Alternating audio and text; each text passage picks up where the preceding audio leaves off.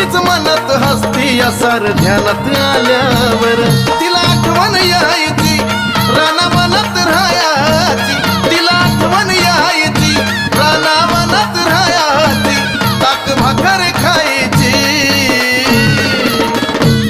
अग नजर लागली खंडोबाला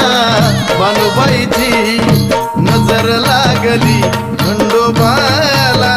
बानुबाई